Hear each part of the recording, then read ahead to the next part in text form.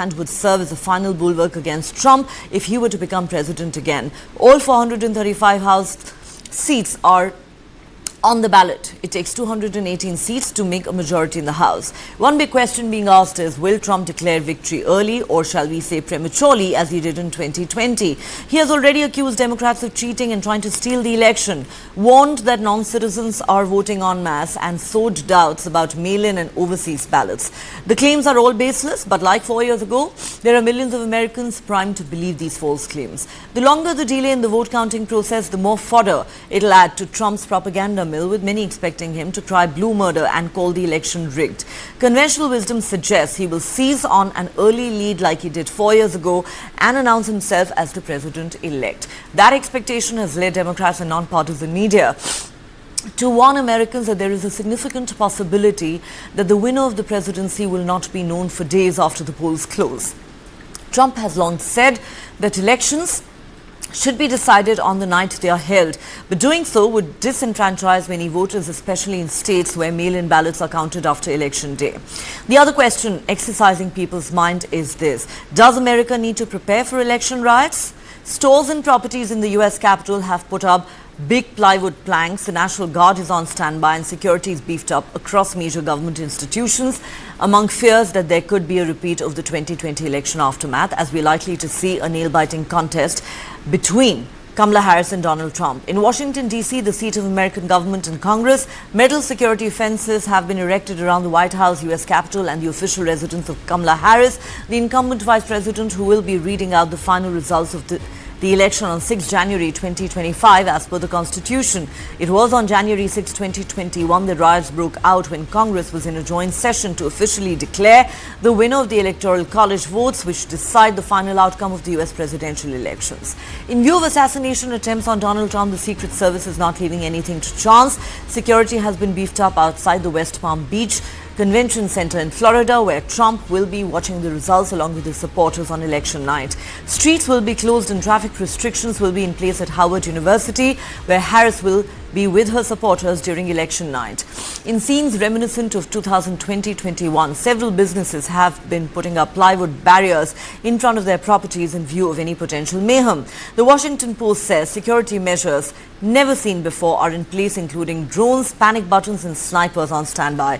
The snipers will be on the rooftop of key vote counting centers. Panic buttons will be given to election workers. Surveillance drones will be deployed at several places.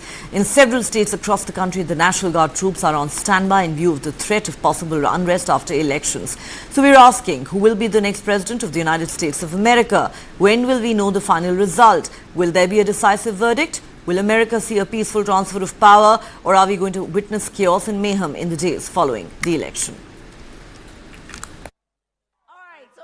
On the final day of their respective presidential campaigns, Donald Trump and Kamala Harris both predicted victory on Monday, with opinion polls showing them locked in a dead heat. The candidates concentrated their efforts in Pennsylvania, the biggest prize on Election Day among the 7 states expected to decide the outcome. Trump appeared before a large crowd in Pittsburgh, where he delivered what his campaign called his closing message to voters. I will restore peace in the world, and I will rescue the American dream. Trump pushed economic themes, vowing to deliver an economic boom, while warning Harris would bring economic misery. My message to Americans tonight is simple. We do not have to live this way. We don't. Trump's frantic Monday schedule also included stops in the battleground states of North Carolina and Michigan before returning to his Florida home Monday night. Meanwhile, Harris packed in 5 campaign stops in Pennsylvania throughout the day.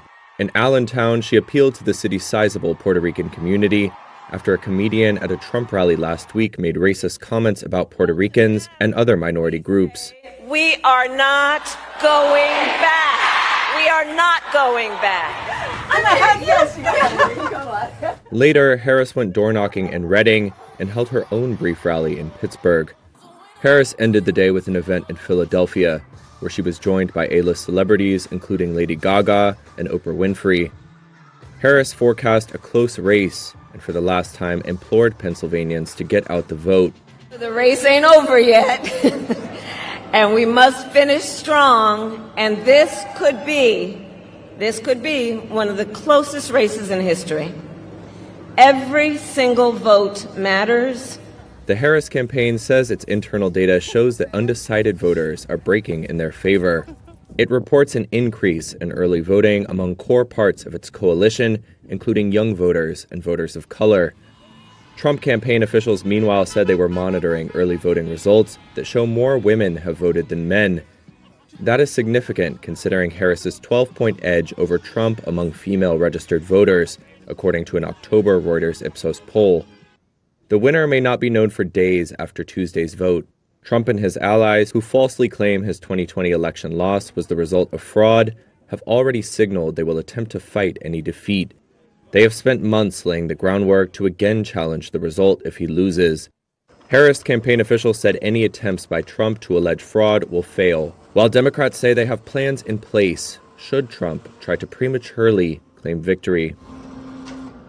By the way, the Border Patrol 2 weeks ago gave us the strongest endorsement you've ever heard. They said he's the greatest president in history and the best president on the border by a factor of 10.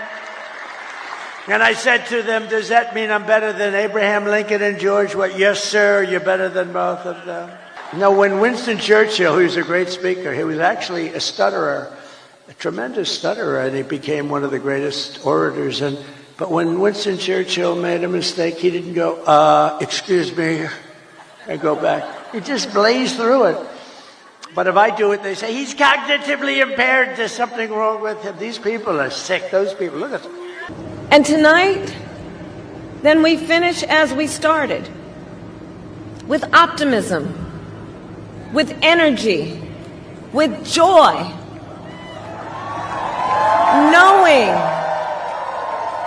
knowing that we, the people, have the power to shape our future, and that we can confront any challenge we face when we do it together. Generations of Americans before us led the fight for freedom. And now, the baton is in our hands. And to everyone who continues to pour so much of yourselves into this campaign as an extension of your love for our country, I thank you for your time, your effort, and the heart you are putting into this. Are we ready to vote? Are we ready to win? Oh, it's good to be back in the city of brotherly love, where the foundation of our democracy was forged. And here at these famous steps, a tribute to those who start as the underdog and climb to victory. It's been a very, very competitive election, as every election should be. That's the beauty of a democracy.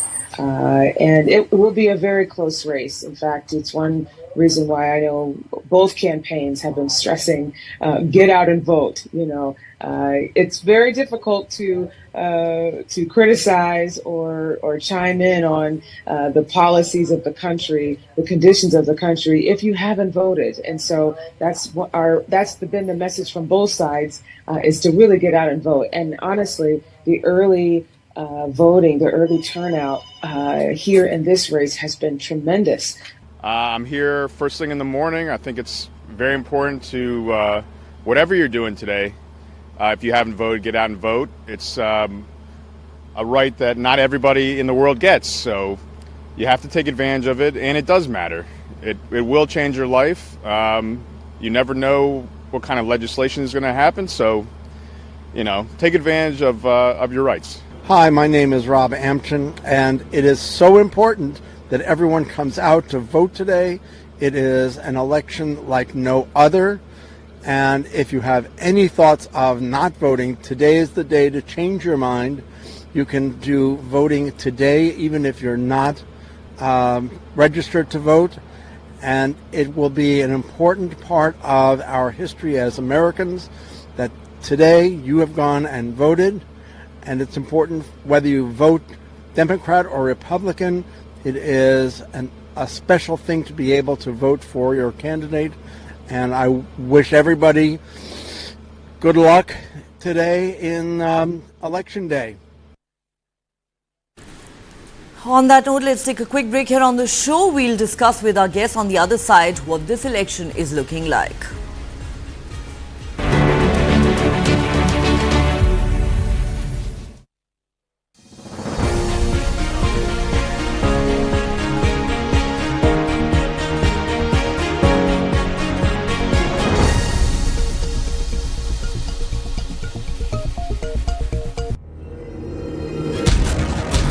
The next Indian icons, beating everyone on the globe, B6E and XEV9E. Mahindra's electric origin SUVs. Catch them at Unlimit India.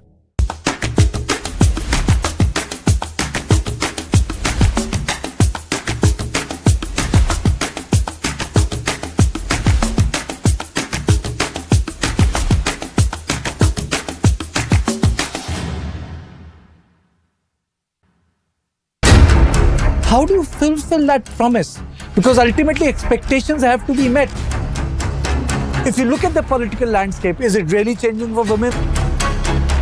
And what is the inability of the forces that dead bodies surface but not the living people? Indian Americans are redefining success in every field. However, Indian Americans haven't historically been a political force in US elections. But the 2024 race could mark a turning point for one of the fastest growing immigrant groups in the country. Ever since Kamala Harris, the daughter of an Indian mother, unexpectedly rose to become the 2024 Democratic nominee, Indian American communities say they've seen a groundswell of support and energy for this election.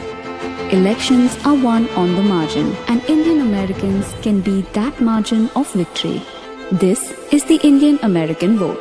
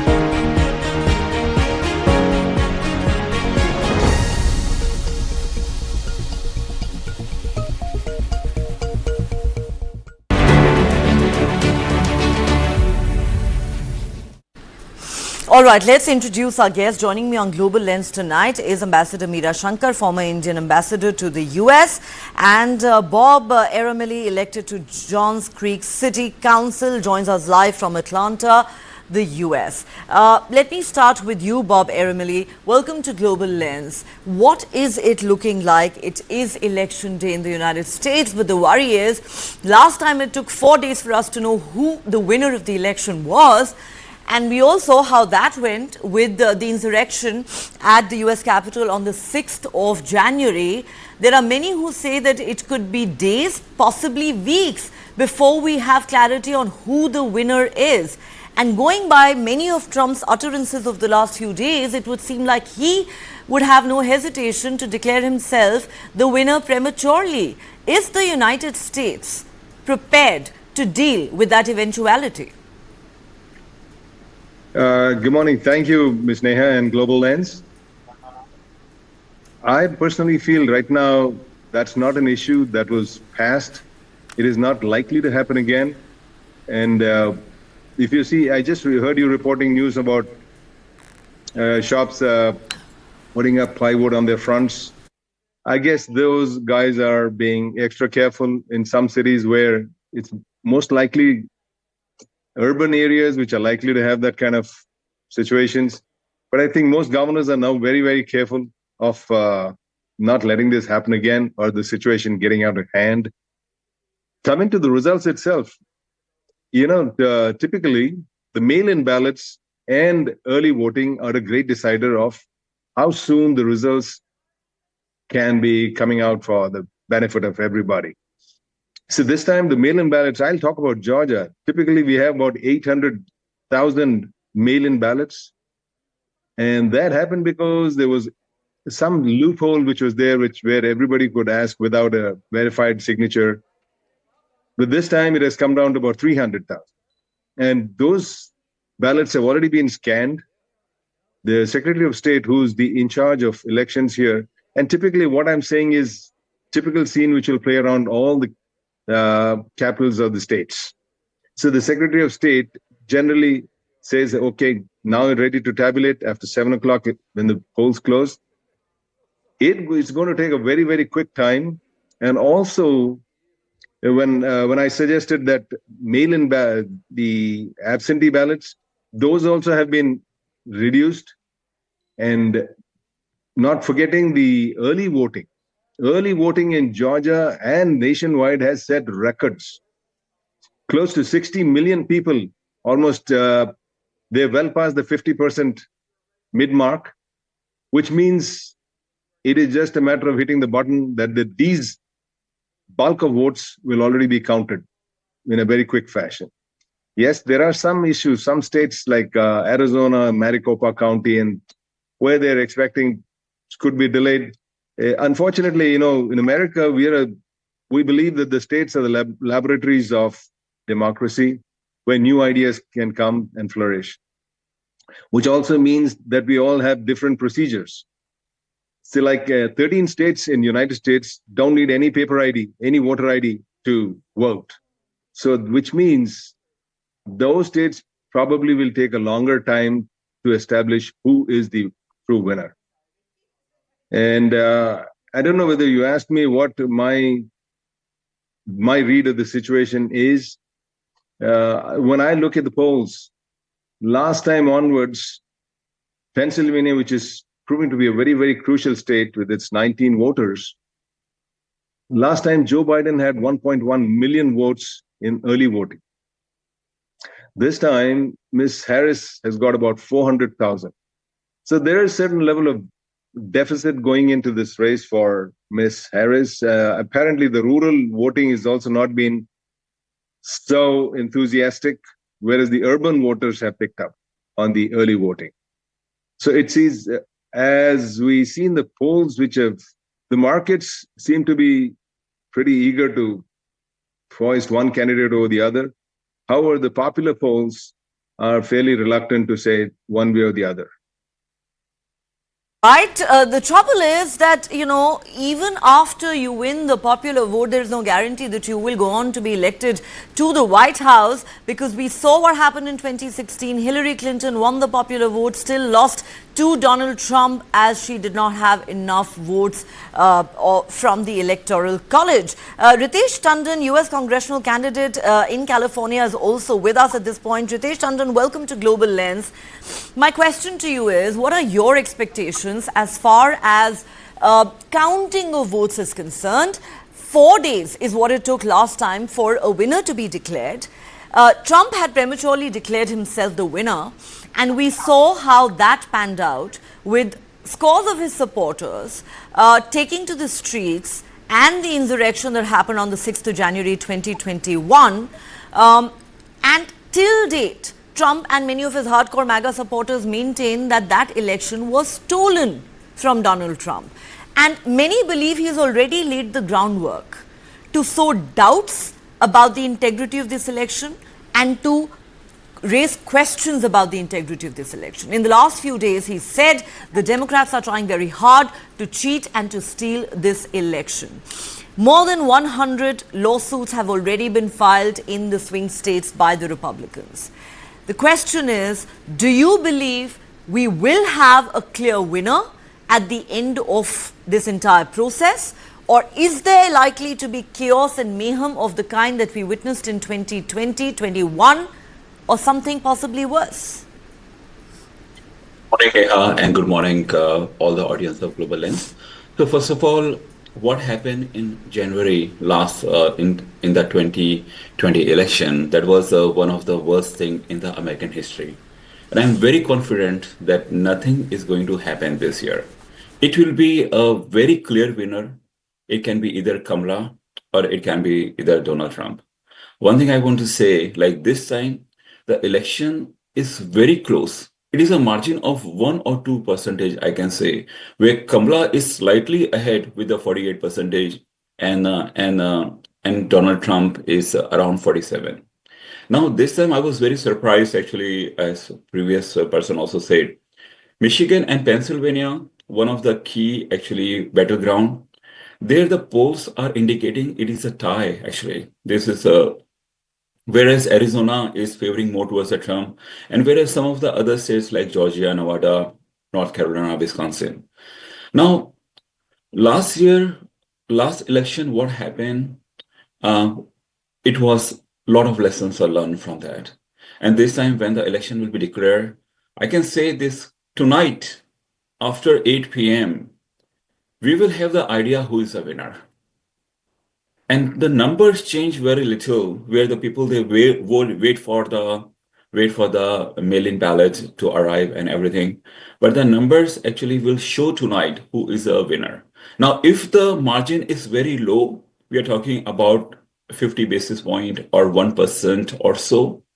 In that case, people will wait for a few more weeks till all the mail-in ballot arrives, and then we can declare the winner.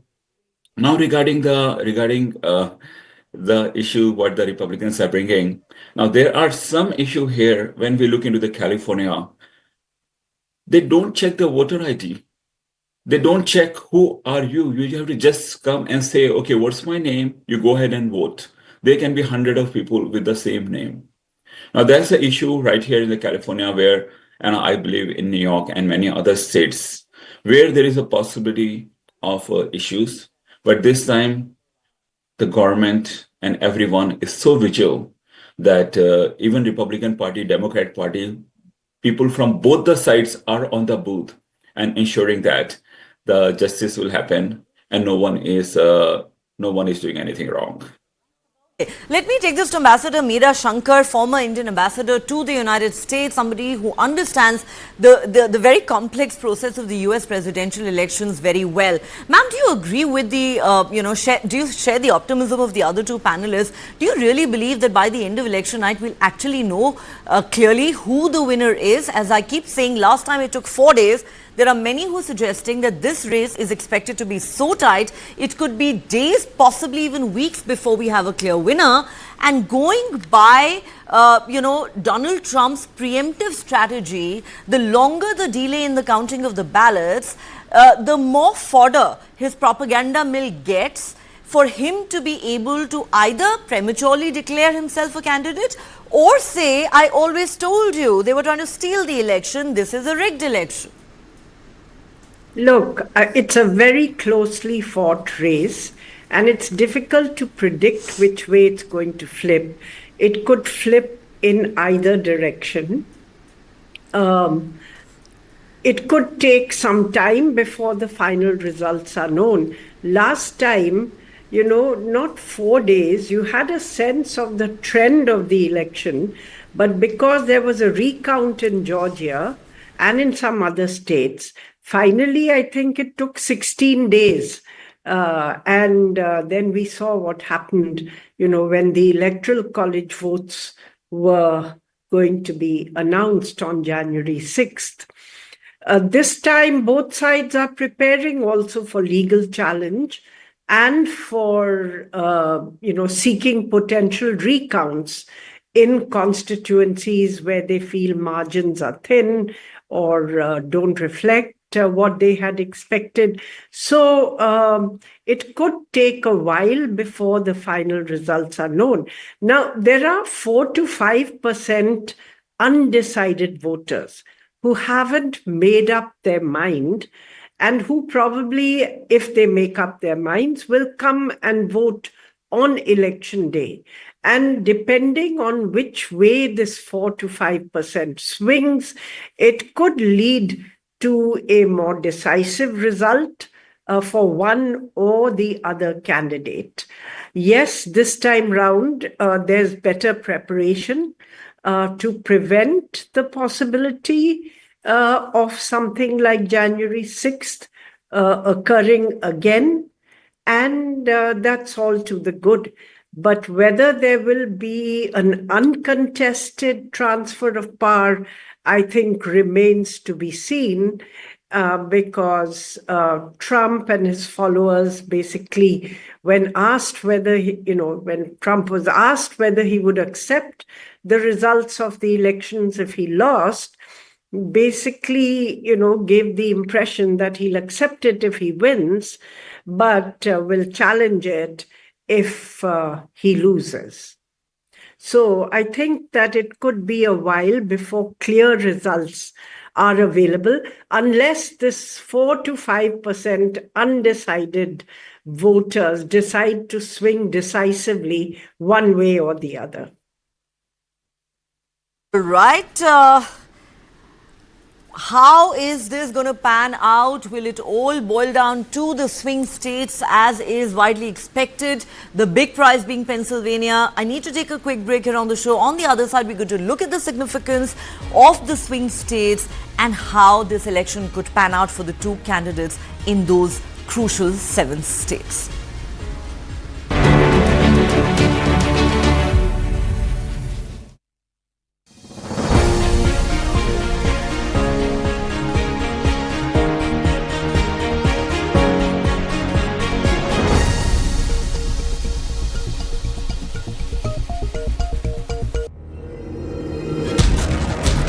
The next Indian icons, beating everyone on the globe, B6E and XEV9E. Mahindra's electric origin SUVs. Catch them at Unlimit India.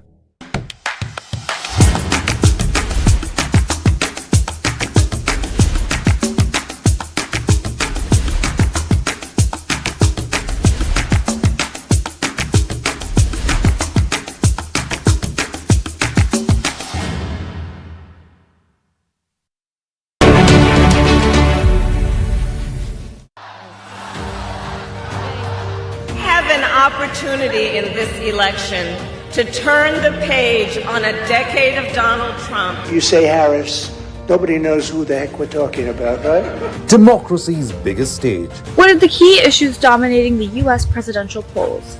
I'm Hamza Kambazai, coming to you with all the updates from Washington, D.C. Take a look at what happened. A grand presidential contest. I'm Ujjwal, and I shall get you minute-by-minute updates on the shifting voters' mood in the U.S. presidential elections. News9 captures the moment. We'll tell you how the verdict will impact you and the global economy. Washington, D.C., New York, Texas, Atlanta, Detroit.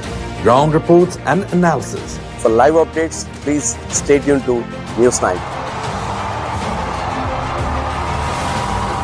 Stay live with News9.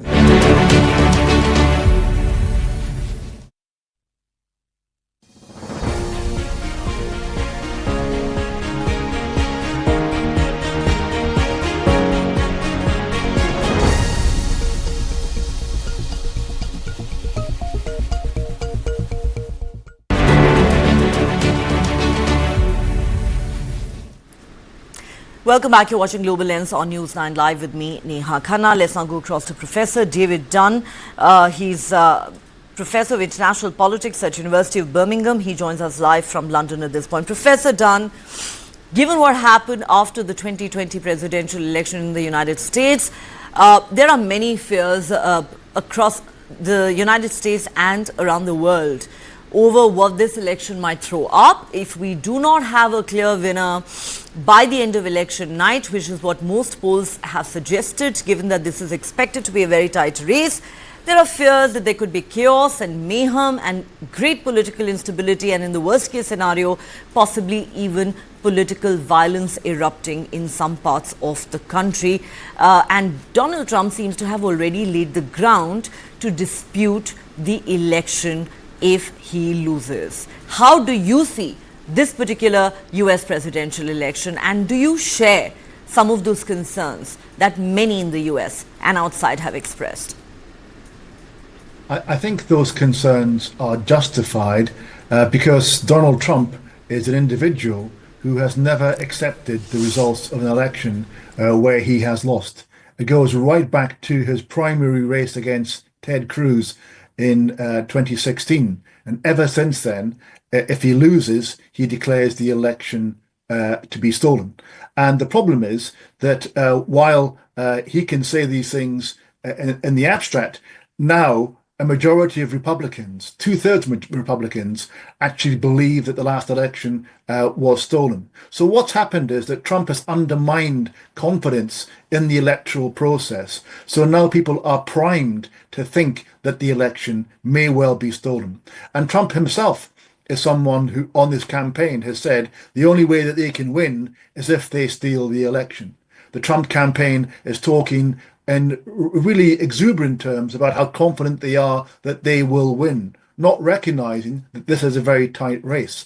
And part of that contributes to the sense that their victory should be unassailable, and as a consequence that if the polls are very tight, with a very small victory for Harris, or if there's even if there's a very big victory for Harris, they will almost certainly call foul and challenge it in a variety of ways. They will challenge the legal process. They will challenge the certification process. They may even try and get the House of Representatives not to ratify the vote in January, on January 6th, when that's part of their duty as the incoming House to do that.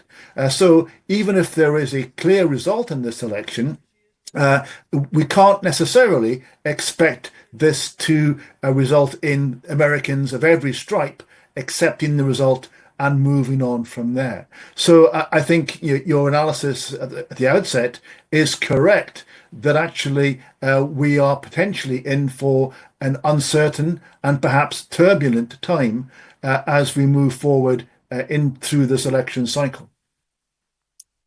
Right, the fears are certainly justified, says Professor David Dunn. Let me take this back to Bob Eramili. Mr. Eramili, how would you respond to what Professor David Dunn just said there? That, the fears that a lot of people have are justified. They saw political violence in an unprecedented fashion on the US Capitol on 6 January 2021. Donald Trump has already been questioning the integrity of this election. What makes you confident that we will not see a repeat of that or something worse this time around? I think Professor Dunn's analysis is probably off the mark. Both me and Ritesh, we are on the opposite sides of the aisle, and both of us agreed that this time around, that this is not likely to be repeated, because primarily President Trump has really faced a lot of backlash because of that January 6th incident. And I don't think he would like to muddy the waters any further. And more importantly, at the end of the day, America is a land which has showed why it's been the shining city on the hill. Yes, a couple of aberrations do happen, but that doesn't deprive us of the justly earned nomenclature that we are the shining city on the hill. And we lead the globe in saying where democracy needs to be strengthened and where, if there's any disorder, where we are stepping in. That stems from a bedrock that essentially humanity needs. Humanity is more or less like the water, equals itself. So, and US has got plenty of legal and political precedents to show that this is a one-off thing, and I don't place much credence on that. Don't place much credence on it. Ritesh Tandon, let's talk about the swing states. The big prize, of course, is Pennsylvania. At the end of the day, it all boils down to the magic number of 270. The question really is, how challenging do you think it is for either candidate to get to that magic number? Of course, there are some who've almost painted a doomsday scenario saying, what if there's a 269 tie, in which case the US House of Representatives comes into the picture. Correct me if I'm wrong, that has never happened till date in American history. But really, how close do you expect this election to be? And really, what are the odds that things could really spiral out of control, even in terms of calculations? Neha ji, you are very right, actually. In fact, the election is really, really close. Right now, when we look into the Pennsylvania, Trump is leading there by 49.6%, whereas the Harris is at around 47.8%. When we look into the Nevada, Trump has a clear lead of 51%. Same way in Arizona, also Trump is leading. But at the same time, like Harris is also giving neck-to-neck competition. Now, here is the thing.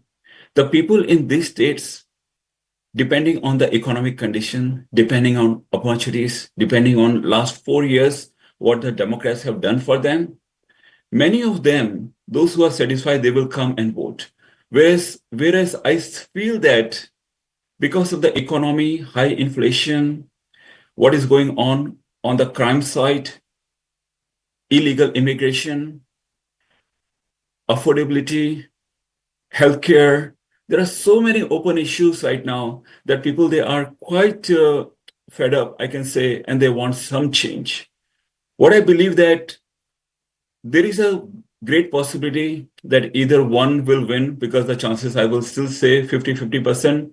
But in case even the tie happen, which is highly unlikely, I can say, but even if the margin is 1 or 2 vote difference or 1 or 2 section, like still, like whosoever will win will be the clear winner, because both the sides and both the aisles have clearly learned that it requires millions of dollars to fight anything they want to do. And once the election results are declared, it is the final result. It will not change. And many Republicans, no doubt, they think many times that some of the places where the election is stolen. But I can tell you one thing. Nobody is above the law, including the president, including anyone. If anything is done wrong, American Constitution is very strong to find out what is happening, and the people favor and always the right to win. That's why I want to tell you that this election will be close, certainly will close, but person will be clear winner. In case if tie happen, then this will drag for more than 40-45 days, because then the recounting and all those things happen. And that will only happen if the margin is 1% or less than 1%. So I'm looking forward for the clear winner, and most likely it will happen tonight. Neha ji. That's a lot of optimism. You believe we will have a clear winner by the end of election day. Ambassador Meera Shankar, talking about the significance of the swing states, no prizes for guessing why the two candidates spent the last few days of campaigning in Pennsylvania and Michigan. How do you think these states are likely to vote? We call them the blue wall states, Pennsylvania, Michigan and Wisconsin, and the other 4 are known as the Sun Belt states, 2 of which, Georgia and Arizona, have typically voted Republican. The question is, could they flip this time? Look, these states are called the swing states because their demographics and their, division of urban and rural, minorities and majority, all that means that that diversity could flip the election either way. And that's why they are called the swing states in this election. It's a dead heat. It's difficult to say. I think your previous speaker mentioned that Trump is ahead. There are different polls. There are polls which show Kamala ahead, the New York Times Siena poll. There are polls which show Trump ahead, the latest being Rasmussen. There are averages.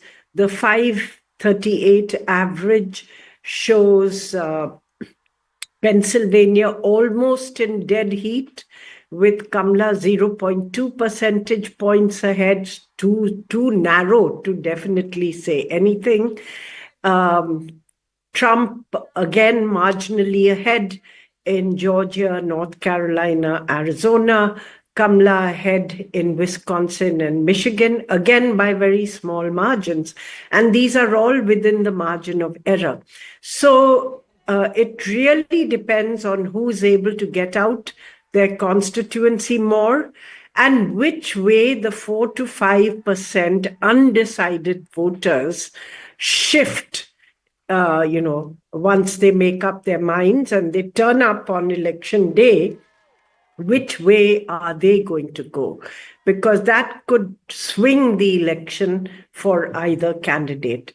As of now, no clear picture emerges, either in the swing states or in at the national level. And Pennsylvania holds the key because it's the largest electoral college state. Amongst the swing states, it has 19 votes. Then the other large ones are North Carolina and Georgia. Michigan, I think, has 15 or so. And these are the states which will eventually decide how the electoral college swings. Okay, let me take this back to Professor David Dunn. Professor Dunn, how concerned should we be about the impact of the swing states in this election? As we know, going by past experience, it doesn't matter whether you win the popular vote. You could, win millions and millions of popular vote and still lose the election thanks to the Electoral College, as Hillary Clinton found out the hard way in 2016.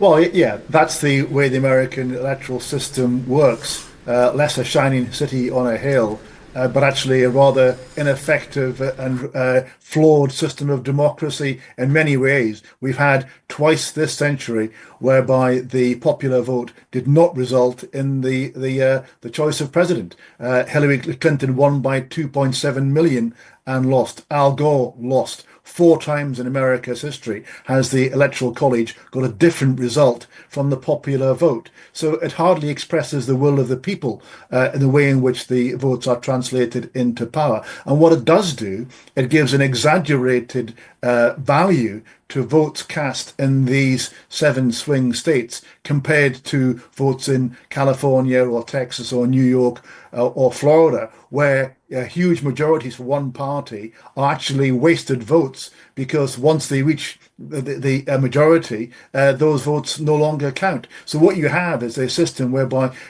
you end up having the fate of the election, and actually by extension the fate of much of the rest of the world, dependent on the least informed, least educated, least committed voters in a variety of unrepresentative swing states in 2 backwaters of America. Right.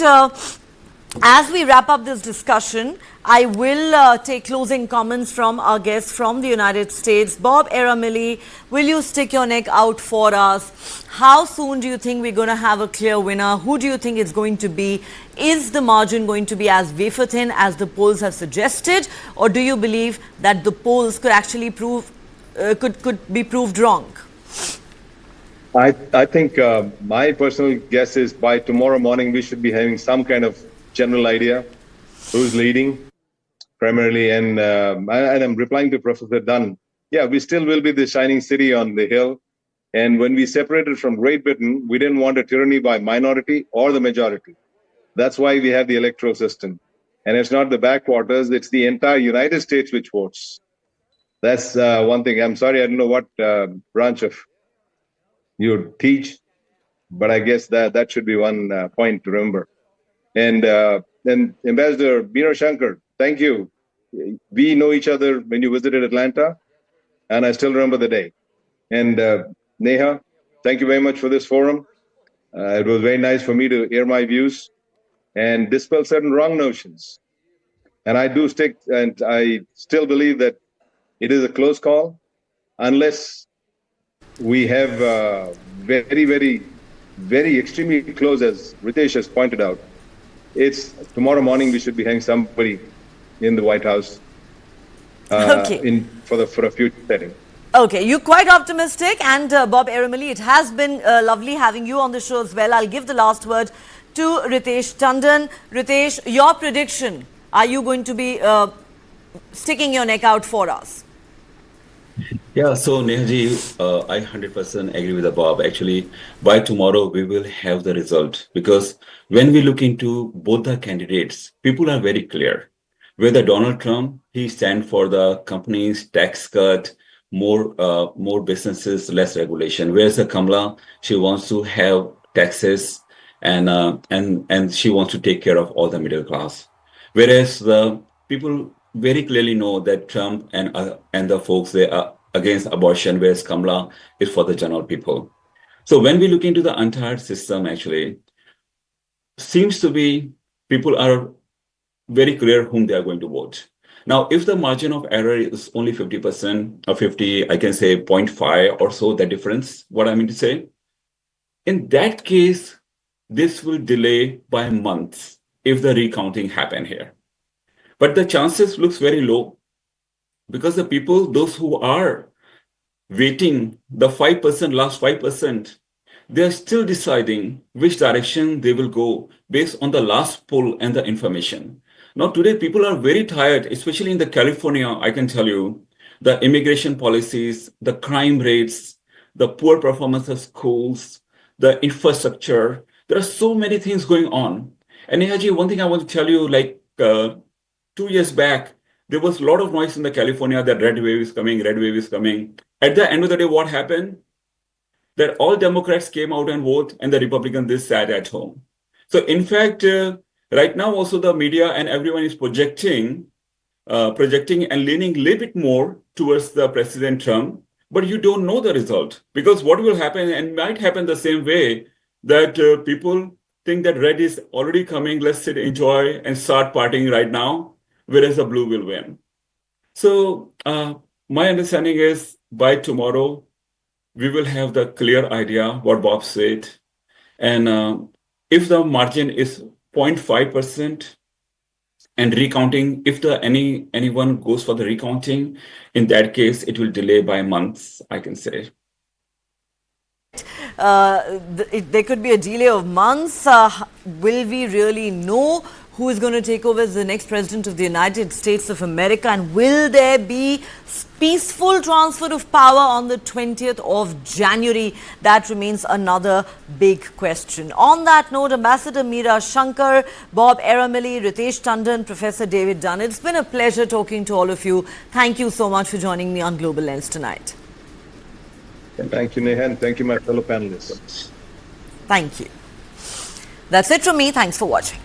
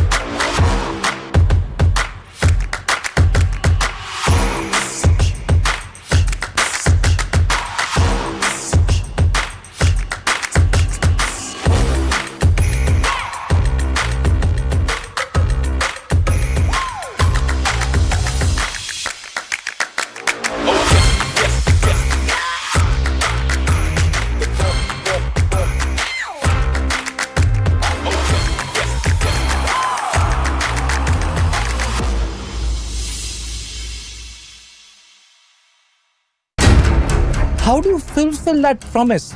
Because ultimately expectations have to be met. If you look at the political landscape, is it really changing for women? And what is the inability of the forces that dead bodies surface, but not the living people?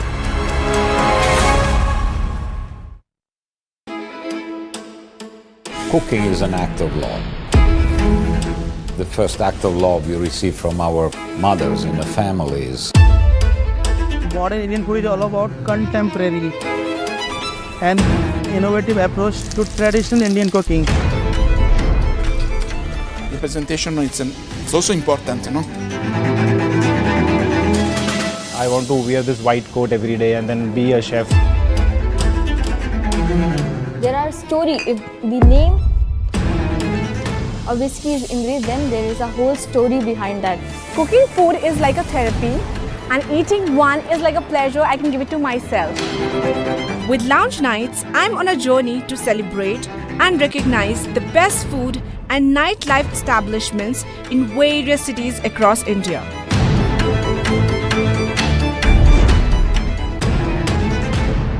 Radical presents Lounge Nights every Saturday and Sunday only on News9 Live.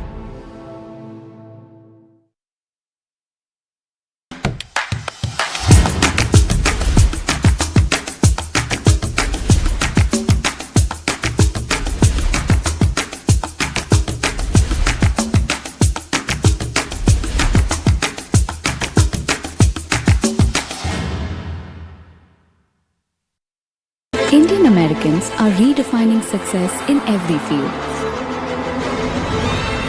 However, Indian Americans haven't historically been a political force in US elections. But the 2024 race could mark a turning point for one of the fastest growing immigrant groups in the country. Ever since Kamala Harris, the daughter of an Indian mother, unexpectedly rose to become the 2024 Democratic nominee, Indian American communities say they've seen a groundswell of support and energy for this election. Elections are won on the margin, and Indian Americans can be that margin of victory. This is the Indian American vote.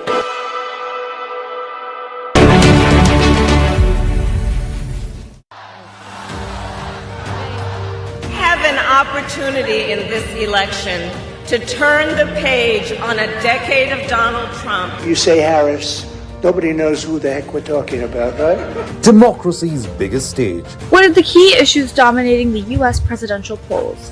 I'm Hamza Kambazai coming to you with all the updates from Washington, D.C. Take a look at what happened. A grand presidential contest. I'm Ujjwal and I shall get you minute-by-minute updates on the shifting voters' mood in the US presidential elections. News9 captures the moment. We'll tell you how the verdict will impact you and the global economy. Washington, D.C., New York, Texas, Atlanta, Detroit. Ground reports and analysis. For live updates, please stay tuned to News9. Stay live with News9.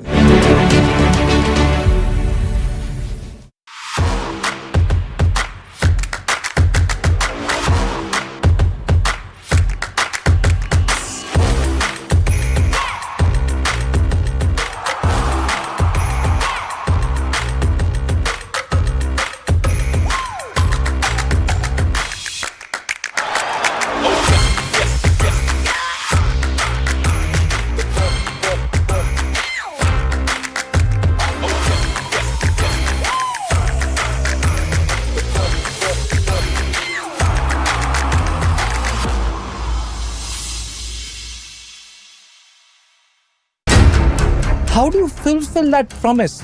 Because ultimately expectations have to be met. If you look at the political landscape, is it really changing for women? And what is the inability of the forces that dead bodies surface but not the living people?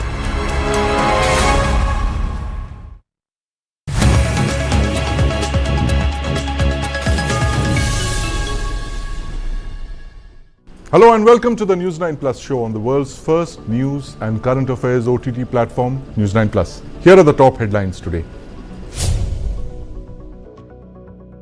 In a relief to about 17 lakh students in Uttar Pradesh, the Supreme Court has upheld the constitutional validity of the Madrasa Education Act of 2004. The apex court thereby overturned an earlier High Court order that struck down the law on the grounds that it violated the principles of secularism. A 9-judge constitution bench of the Supreme Court held on Tuesday that not every resource owned by private players can be considered a material resource of the community to be used by the government. The bench, led by Chief Justice of India D.Y. Chandrachud, observed that Justice V. Krishna Iyer's previous decision was motivated by socialist ideology.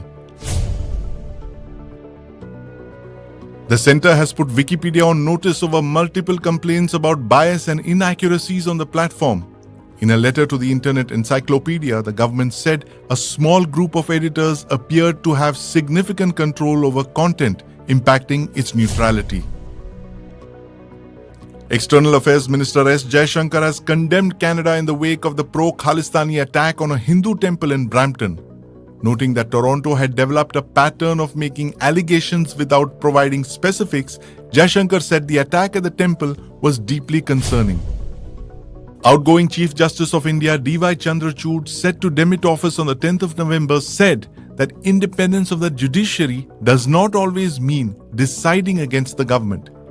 He said the concept of judicial independence requires separation from executive power, highlighting the judiciary's role in upholding democratic integrity. The Bengaluru police have registered an FIR against Union Minister H.D. Kumaraswamy, his son Nikhil Kumaraswamy, and their aide Suresh Babu for allegedly threatening a senior IPS officer and making false allegations. The Government of India has proposed merging regional rural banks to reduce their number from 43 to 28. This can help banks cut costs and shore up their capital base. India's regional rural banks had deposits of 6.6 trillion rupees as of the 31st of March 2024. Americans are set to cast their votes tonight in the high-octane US presidential election, with Democrat Kamala Harris and Republican Donald Trump locked in a dead heat. Of the 230 million eligible voters in the 60th presidential elections, only about 160 million are registered. South Korea and the European Union have strongly condemned North Korea's reported dispatch of troops to aid Russia's war against Ukraine.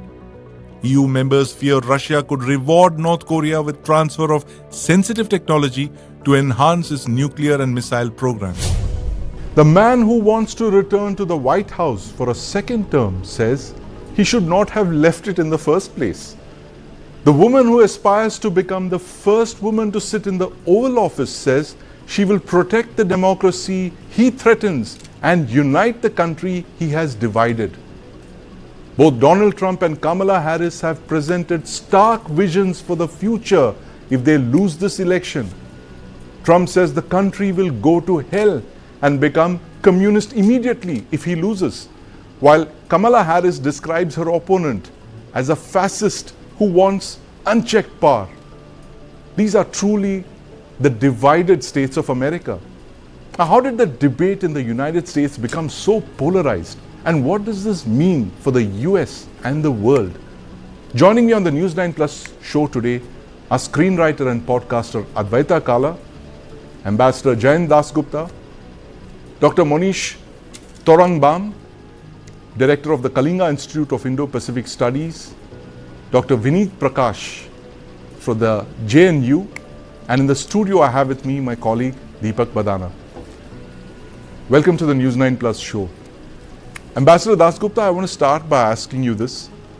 Why is this being called the most consequential elections in the United States since the Civil War era of the 19th century? I think the most important aspect of this election is that there are such divergent views between the two candidates. Yes. You know, whether it is immigration or abortion or unemployment or what had happened during the period 2016 to 2020 when President Trump had his stint as president. Because President Trump thinks that, and he says so very clearly, yes, that America was doing tremendously well. Of course, he's given to using these extreme statements And he says that it will again come back and do even better. Right. So, and Kamala Harris, of course, has put it on balance, saying that, good things have happened, but it could have been better. Now, I think the other point is that Kamala Harris, in the recent past, few weeks, has been talking of consensus building. She's been saying that if you don't vote for me, if you don't agree with what I say, you're not my enemy, you are my neighbor. Yes. We are all together in this for you, all of us. But President Trump has struck a very, very discordant note, and right through his campaign, and he has been othering the